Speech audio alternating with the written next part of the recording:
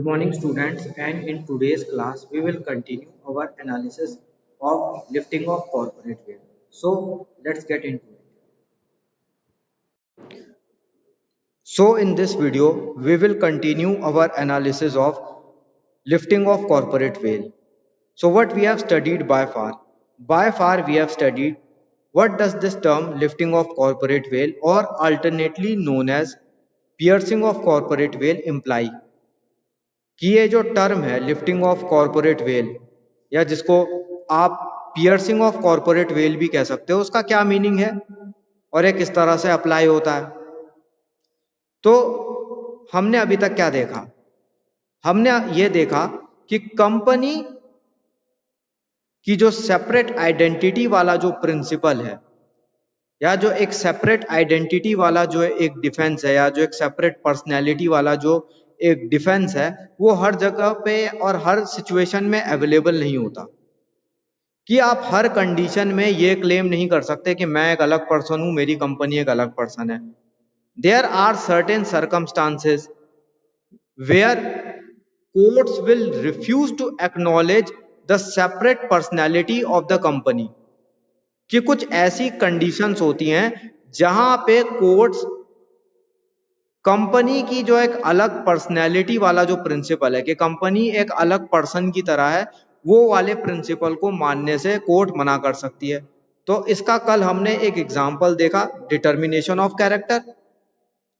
Determination of character का इस्तेमाल तब करा जाता है जब आपको ये देखना है कि कंपनी का रियल बेनिफैक्टर कौन है, कि जो बेनिफिशियरी है उसका वो कौन है, कि इस कंपनी का सीधा सीधा फायदा किसको मिल रहा है। ठीक है, अब इसका हम दूसरा तरीका देखते हैं कि वो कौन सी दूसरी कंडीशन है जहां पे कोर्ट्स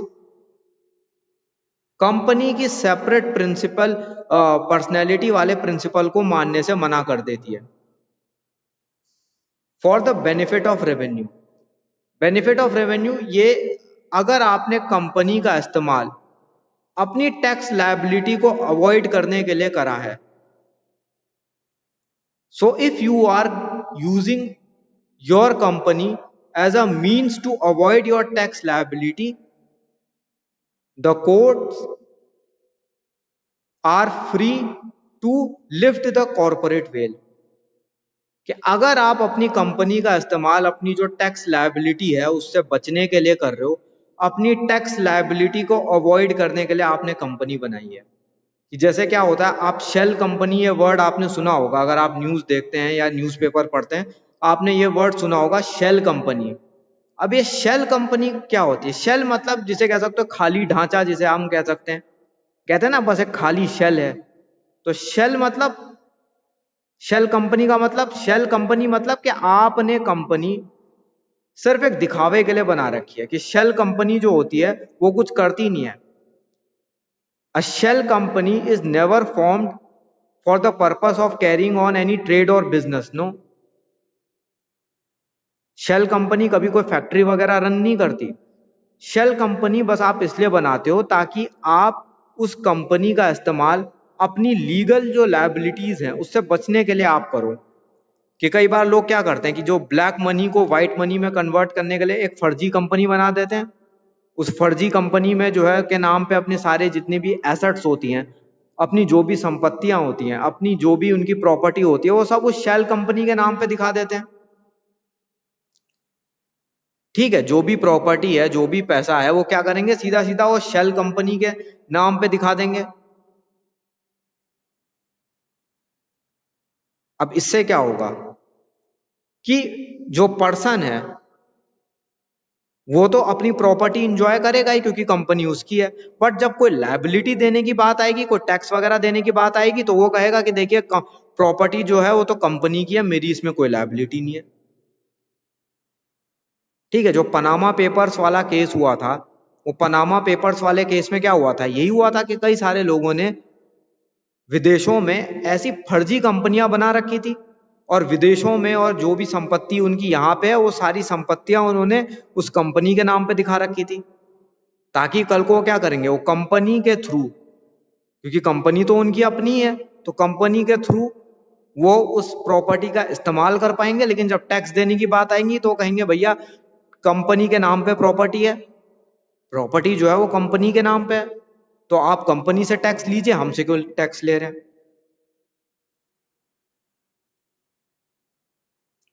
ठीक है, तो जब भी इस तरह की कोई कंडीशन आती है कि whenever a company is used as a tool for evading tax liability, the courts can lift the corporate veil, कि जब एक टैक्स लायबिलिटी को अवॉइड करने के पर्पस से आप कोई कंपनी बनाओगे तो कोर्ट्स के पास पूरी अथॉरिटी है कि वो कॉरपोरेट वेल को हटा सकती है। अब जैसे इसमें जो केस है सीआईटी बॉम्बे वर्सेस दिनशॉ मानेकजी पेटिट, अब इस केस को देखते हैं। जो दिनशॉ मानेकजी जो थे वो मुंबई के एक बहुत बड़े बिजनेसमैन थे, बट मिस्टर दिनशॉ जो थे वो टैक्स नहीं देना चाहते थे। So he was a big and successful businessman, but he wanted to avoid his tax liability. He had no wish of giving taxes, मतलब टैक्स पे करने का उनका कोई ऐसा इरादा नहीं था। So what he did, he incorporated 4 shell companies, and what he did later on, he transferred all of his assets and all of his income to those 4 shell companies. तो उसने क्या करा, 4 शेल कंपनी बनाई mister Dinshaw ने। उन्होंने 4 shell कंपनियां बनाई और उन शेल कंपनियों को अपनी सारी प्रॉपर्टी उनके कंपनी के नाम से दिखा दी।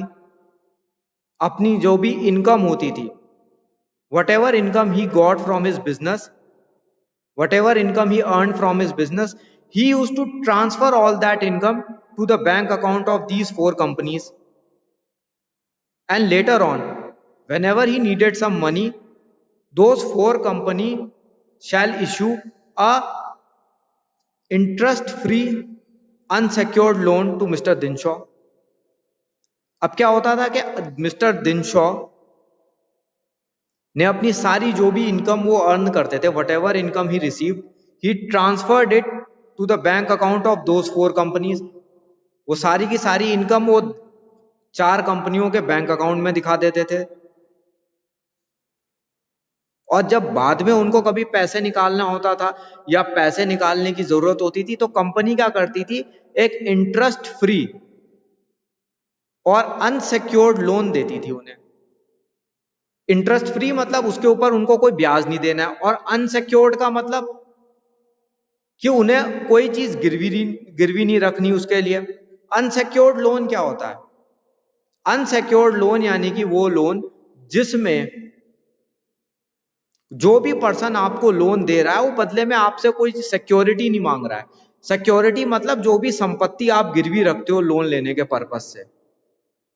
ठीक है, अब आप किसी बैंक से लोन लेने जाओगे तो बैंक क्या कहेगा कि अपने घर का या प्लॉट के जो भी पेपर्स हैं वो आप बैंक में जमा कराएंगे एज अ सिक्योरिटी। बट अगर सपोज करो मैं आपको उधार दे रहा हूं, मान लीजिए मैं आपको 1000-2000 रुपए में उधार दे रहा हूं, और मैं बदले में आपसे कुछ कह नहीं रहा हूं कि मेरे पास कुछ गिरवी रखो। मैं ये नहीं कह रहा हूं कि आप मुझे कोई सिक्योरिटी ऑफर करो। तो वो क्या है, वो एक अनसिक्योर्ड लोन है।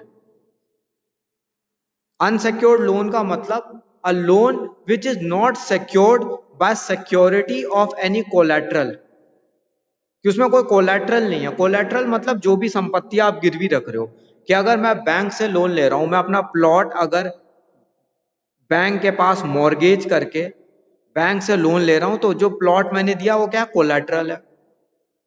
तो अनसिक्योर्ड लोन का क्या मतलब है कि आपने किसी को लोन दे दिया, बदले में सिक्योरिटी नहीं मांगी उससे। और जो इस तरह के जो अनसिक्योर्ड लोन जो होते हैं उस पर कोई गारंटी भी नहीं होती है। ठीक है, अनसिक्योर्ड लोन के केस में यूजुअली कोई गारंटर भी नहीं होता। तो अनसिक्योर्ड लोन क्या होता है कि आपने बेसिकली लोन दे दिया किसी पर्सन को, वो फिर देगा या नहीं देगा इसकी कोई गारंटी नहीं है।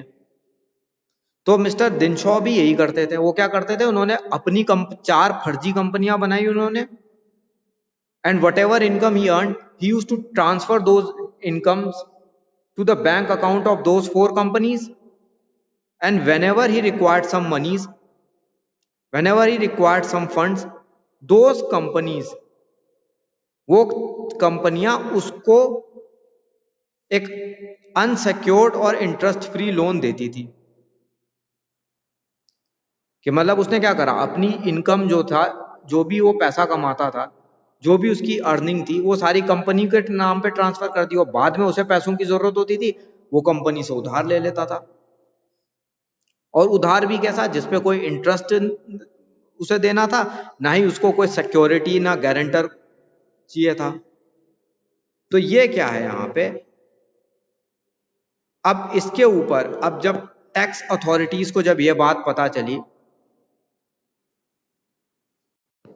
ठीक है, तो अब यहाँ पे क्या सवाल उठा उन्होंने, तो टैक्स अथॉरिटीज को जब पता चला कि मिस्टर दिनशॉ जो है वो इस तरह की एक्टिविटीज में लगे हुए हैं, तो टैक्स अथॉरिटीज ने क्या कहा, टैक्स अथॉरिटीज ने कहा कि भाई यहाँ पे कंपनी का इस्तेमाल सिर्फ टैक्स से बचने के लिए करा जा रहा है, कि आपकी टैक्स लायबिलिटी से बचने के लिए करा जा रहा है। Companies are being used as a tool by mister Dinshaw to avoid his tax liabilities. तो यहाँ पे वो कंपनी का इस्तेमाल देखिए, कंपनियां जो है उसकी चार, वो उसने सिर्फ खाली फर्जी कंपनी बना रखी है। ये कंपनियां ना कोई बिजनेस कर रही हैं, ना ही ये कंपनियां कोई फैक्ट्री चला रही हैं। ये कंपनियां बस उसने इसलिए बना रखी हैं ताकि वो अपनी टैक्स लायबिलिटी को अवॉइड कर सके। ठीक है, तो अब इस पर्टिकुलर सिचुएशन में जब मामला कोर्ट में गया, तो मिस्टर दिनशॉ ने ही कहा कि कंपनी जो है वो एक अलग पर्सन है, जो भी ये इनकम है ये कंपनी की इनकम है, मैं तो सिर्फ कंपनी से लोन ले रहा हूं।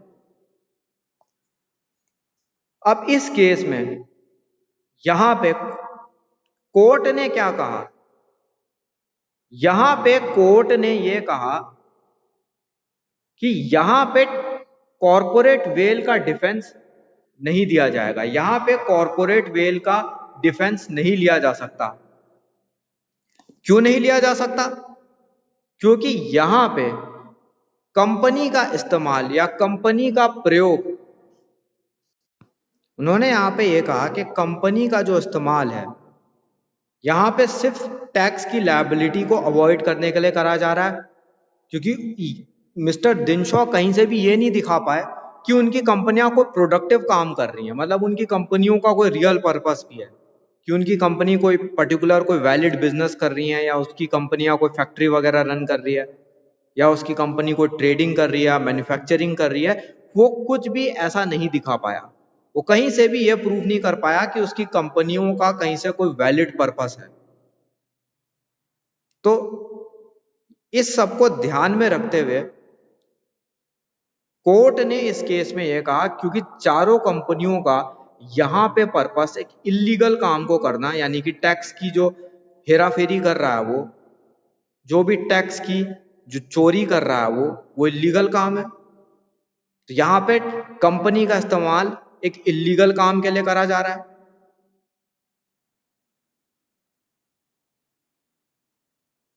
तो इसलिए यहां पे कोर्ट्स ने मिस्टर दिनशॉ को कॉरपोरेट वेल का डिफेंस यूज करने से रोक दिया और उनको पर्सनली लायबल माना इस सिचुएशन में। So that's it for today's class. Thank you for watching.